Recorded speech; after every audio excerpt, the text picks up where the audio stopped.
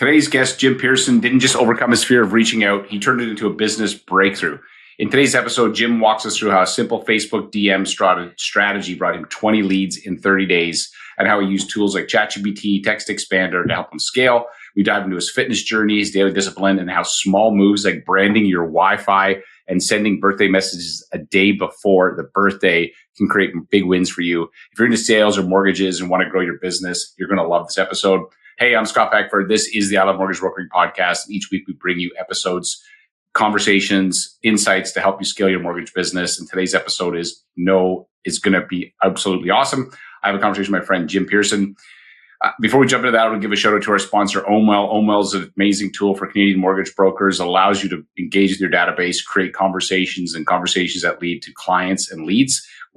Every month they send an amazing report that lets the homeowner know what their home equity is, what their buying power is, and all of this has a very high open rate, 60 to 80%, and it creates conversations that creates leads for you and your referral partners. Check them out at omwell.ca/Scott and check out this conversation with Jim.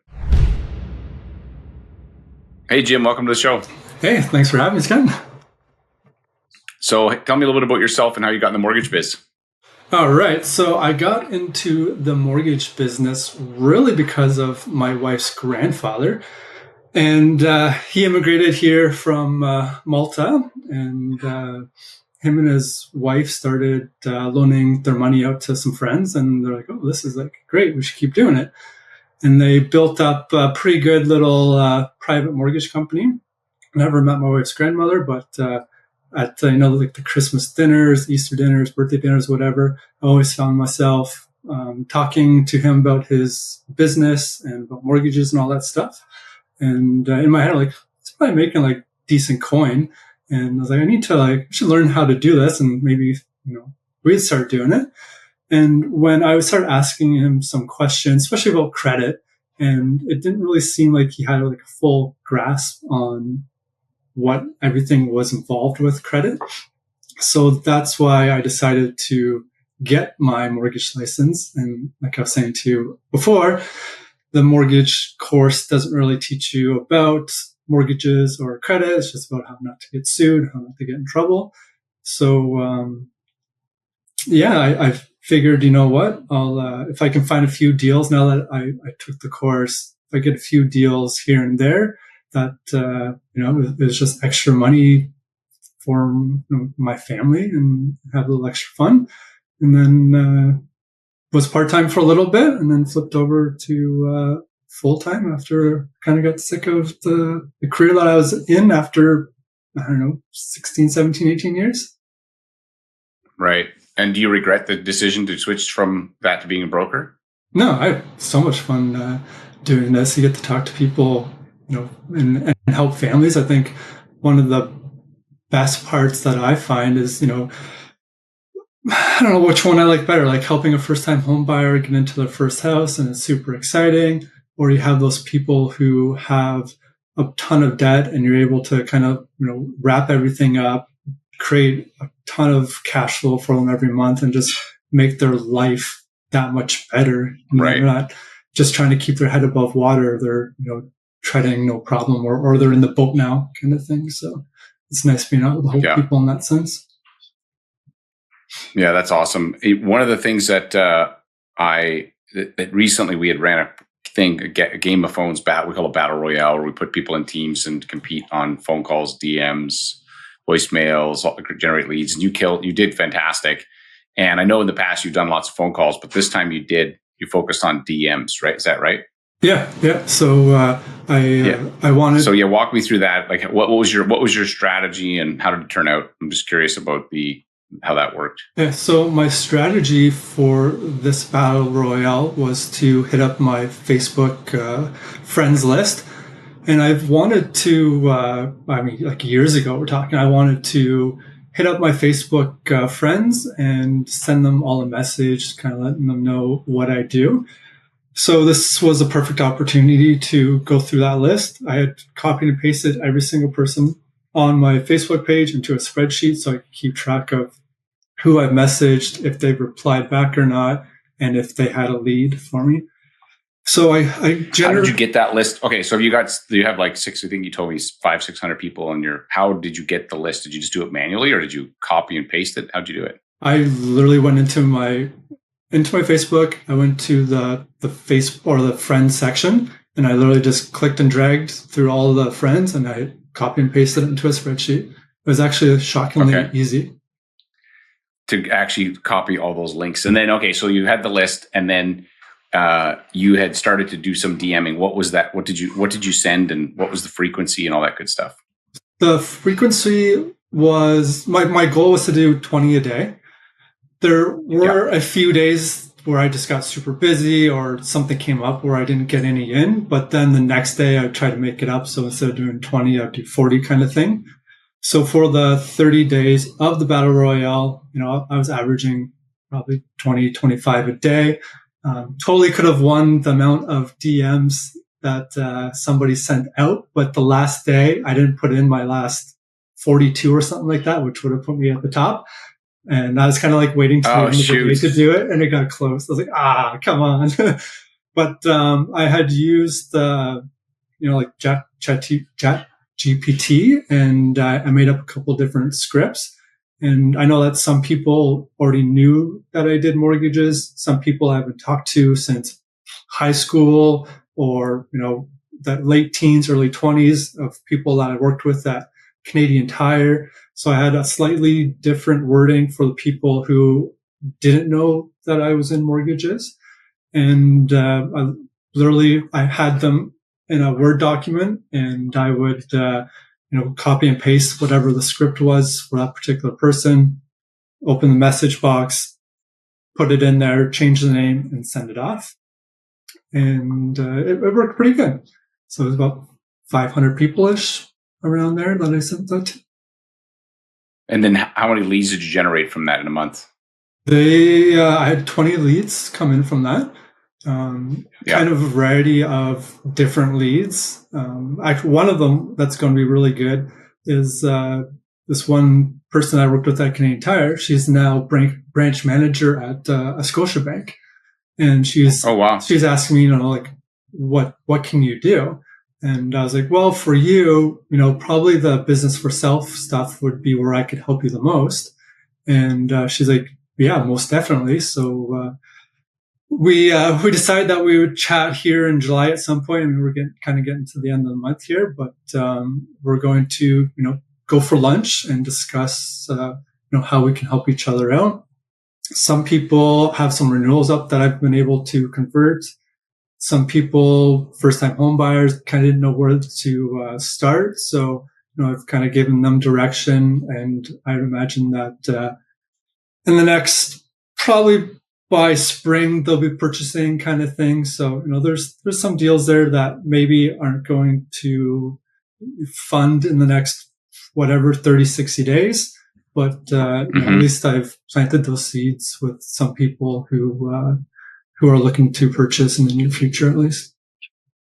Yeah, I think that's brilliant. So a lot of people listening to this, I know. So why hadn't you done this sooner? You've been doing this for a couple of years. What was the mental roadblock you had, and how did you overcome it? Because I think I know what the answer is, but I want you to tell me what's going on there. Yeah, the mental roadblock would be just what kind of feedback am I going to get from people? What are they going to say?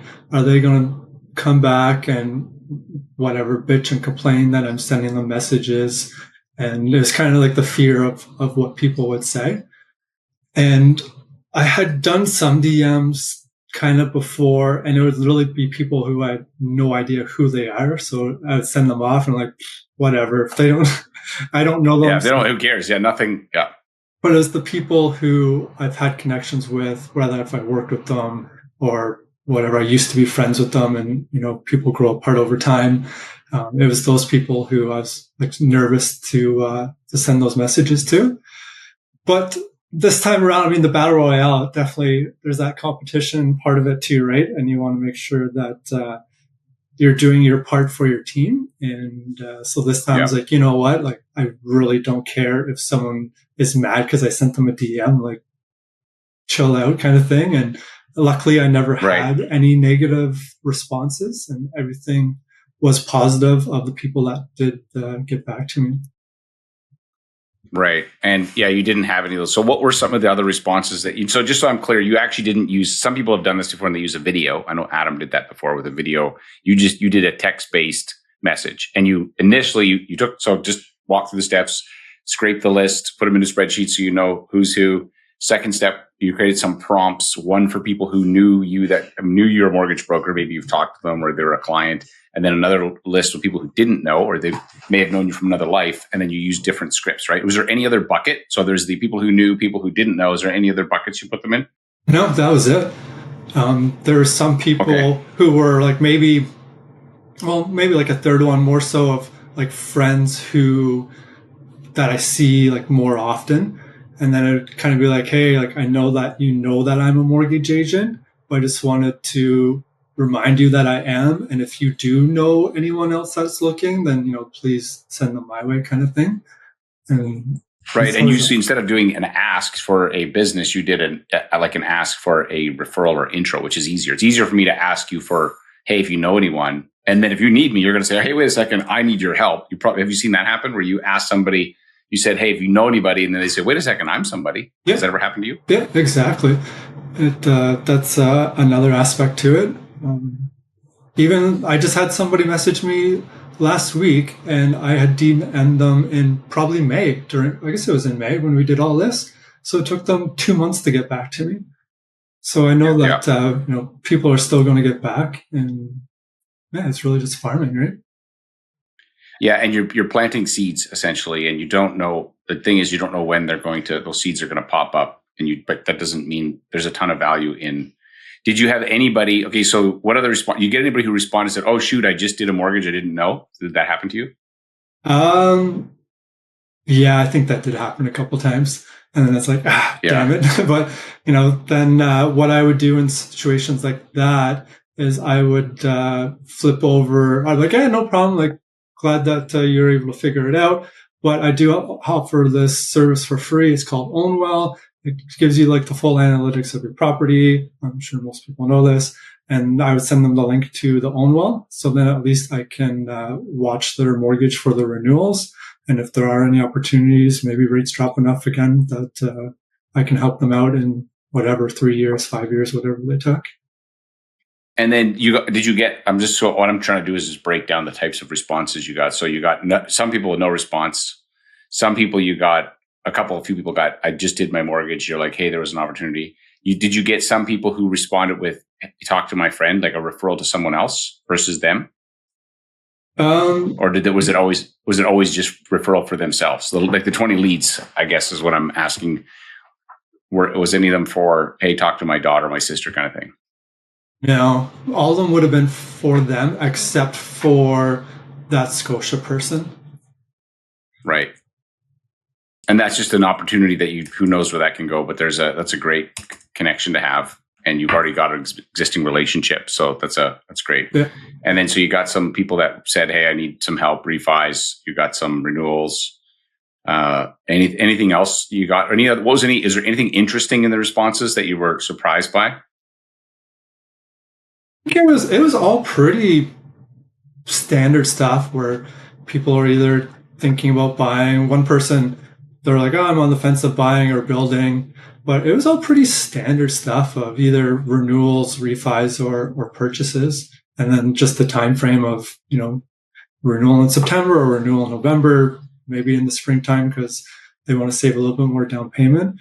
But everything was pretty standard from what I saw. Okay, so knowing what you know now, because you had this sort of mental block, if you could go back and say something to yourself 3 years ago, what would you tell yourself to do? Just do it. Like right. Literally just do it. Like you got to get out of your head. There's nothing wrong with sending some DMs. No one's going to scream at you or try to jam something down your throat because you've voiced something. And for anyone that is like on the fence about doing it, it's literally just do it, and it will pay dividends for sending some font in a social media messenger. Right. Okay. So I got one other question about this, and then I want to move on to another topic I want to talk about, which is TextExpander, which I know you are absolute beast at. Oh, I love it. I use it every day.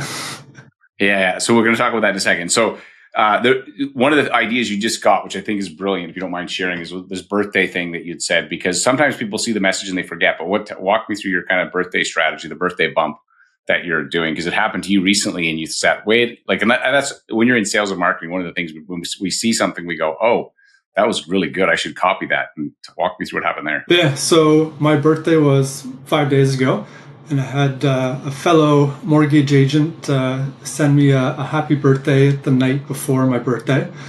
And I was like, oh, and he's done that previous years, and I always appreciate it. And he's usually the first person to reach out to say happy birthday. It's like you get the early before the onslaught of birthday wishes. That's actually so good. And I know who this person is. He's a pretty smart dude. So. Yeah, he is a very smart dude. Yeah. And it kind of clicked on like, why aren't I doing this? And for all the people who I DM'd and either didn't see my message or did see my message and didn't reply back, why don't I send them a happy birthday in the DM instead of how I always would do it and posting it on their wall? And then my strategy for this will be that when I send it in the DM, most likely people are going to say thank you because people are appreciative of the happy birthday wishes. And then that's going to kind of be like a birthday bump per se. Like if you're bumping a post, it's going to be that birthday bump in the DM. And then they're going to see my message from before. So maybe they didn't see it right from when I did it, but they're going to see it. Or maybe here's the thing we forget about is that we say when we send a message, they could have been standing in line at the grocery store. People are like, we're notoriously, myself included, I hate to say it, we'll surf when we have this sort of quasi downtime, but we can't actually interact. We look at it and, oh, my time's up. I'm now in the line. They saw your message. Maybe they're going to reply. But by the time they forget. And so don't think that they saw it and were like, forget Jim. Who cares about Jim Pearson? Like, don't insert a negative story when you don't even know what actually was going on. It could have been their kid was like started crying in the other room or screaming and like, oh my God, I got to deal with my kid. And but we can easily insert, oh, they don't want to hear from me. Oh, you don't know that. You have no idea. Right. So yeah, exactly. They could have been driving, going to a funeral, yeah. Right? They could have been driving, going to a funeral and you totally forget about it because you're going through all the emotions, right?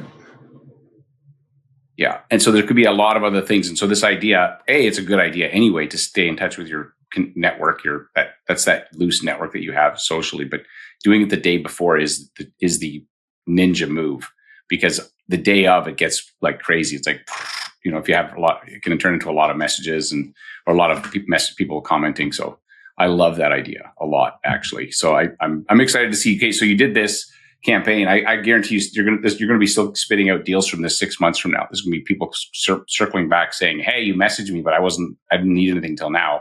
But you actually still planted the seed for them. So talk to me about TextExpander. So one of the tools that we had, coached on a long time ago was but you took it to a level that I always love this. We give people our best ideas and then they come back and I'm like, oh my God, you've taken my idea and like leverage the heck out of it. So maybe just explain what TextExpander is and then give me a couple ideas of how you use it to save yourself tons of time. Yeah, so TextExpander is a software where you can you create email templates and then you create an abbreviation for them. So instead of typing out the same email over and over again, it's in TextExpander. You can do one that I use a lot is like a document request email. So I literally do #docs needed and a pop-up window comes up and it says, hello, client's name. You just put in the client's name and, you have all your email stuff there. And then I have it all set out where, you can check mark what you want to go in the email. So maybe you don't need T1s as an example because they're an employee, T4 employee. So you go through it and you literally just check the boxes of the stuff that you want. Then you hit OK, and then it just goes, and it's in your email. So instead of spending 10, 15 minutes writing out an email, you have this email done within a few seconds type thing. And it's pretty freaking sweet. Yeah, I mean, when I initially started using these, I did like what the big advancement that I've seen you use, and I think maybe as the tool is upgraded from when I first, you could save blocks of text, so it could be, but now not only that, it can get intelligent where it's like, hey, what do you want to insert here? Like there's before it actually drops it in, it's going to have this prompt that says, okay, like you said, I can select which documents. I'm only going to put those in instead of just being, I think in the past you drop them all and then delete what you didn't need, which was an extra step. Now it's just, it'll put it in, and you can add in like merge tags. You can have specifically their name or there's things that you can add, right? Yeah, In terms of you need to do drop down menus. So if, right. if, I don't know, what would be an example? I have one part where it's like, instead of, it's a drop down menu where it says, you were buying your next house or your first house or refinance. So I just hit the drop down menu, pick what I want, and then it's in there. So you don't have to go through it, reword things, literally just drop down menu, pick what you want, and you're good to go. So there's so many things that you do in there. You can hyperlink things. So, I have like a Google review type email, and I throw in the Google review page. It's hyperlinked, so they don't have to go looking for it. They literally just click on it and it goes to it. And, that's all in the email for them. So it just makes life easier for everybody. And one of the other things with TextExpander is you get the right kind of account. You can actually share those templates if you have assistants and stuff. Yeah. So then everybody on your team can use the same template. And if something updates in the template, if you're like the boss, you can update the template and it changes for everybody. It's for everybody. Then there's a consistency of communication across. Yeah, dude. When I saw what you did with it, I was super impressed. So kudos to you on that. And then last thing I want to ask you about, so you also, like, even before you got the mortgage thing going, you went through it. Go ahead. What's the price? Sorry. Go ahead. I was going to say the price is right. I think it's like $60 a year or something like that. Like, it's cheap. Yeah. How many hours do you save with a $60 a year? Like, if you think about the cost per hour, because it sends you a report every week on how much time you saved, right? Yeah. I honestly haven't looked at it in a while. I couldn't even take a remote guess of what it is, but yeah. It's pennies though. It's literally pennies an hour. Oh, it's totally worth it. Yeah. Totally worth it. And there's like, you don't have to think about new email. You don't have to think about how you're going to write it. It's literally there. And just like that time that you save is priceless, really. Okay. So last thing I want to ask you about is and I knew this, you got me hooked on this really cool scale that I got. And I most recently got a Hume. You know what a Hume is? Oh, it's a scale that does like body fat. And so it's a bit more, so it's got this little hand thing and you grab it and then it has an app that talks to your phone and then it checks your body fat, your bone density, muscle mass. And it's pretty good. It's not a DEXA scan quality, but it's also not $500,000 to buy one of those machines. It's like $250. And so you went through a little while ago, you decided, hey, I'm going to lose some weight. So walk me through, and I know this is not to do with mortgages, but it is about the idea of discipline and goal setting. And just, I think it's inspiring to hear what's possible when you commit to something. So would you mind sharing that? Yeah. So it was right before Super Bowl of 2023.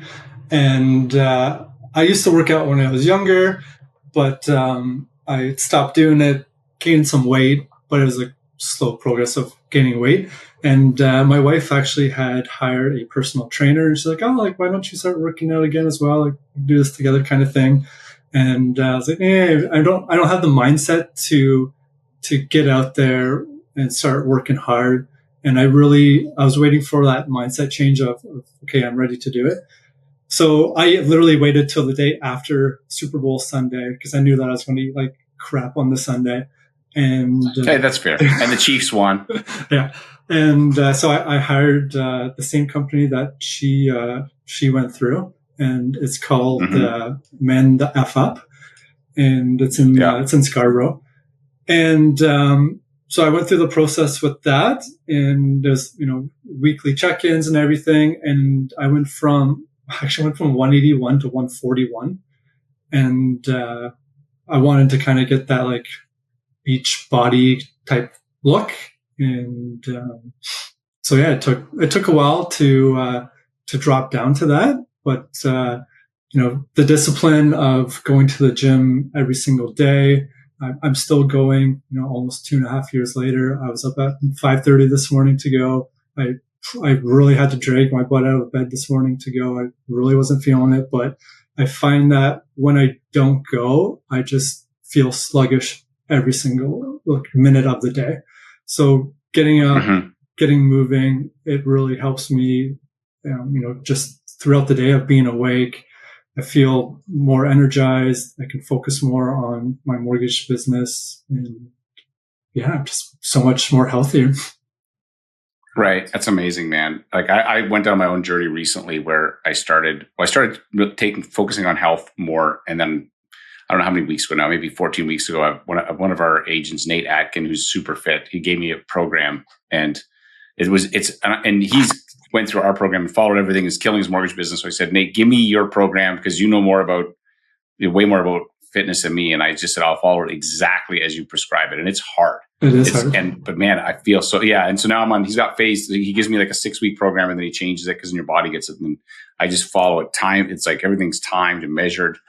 And I have found that just it takes away the thought, what do I need to do? So I just do what the system says to do. And so whatever that is for you, you have a different, I think whatever you're listed, you got to find what you enjoy.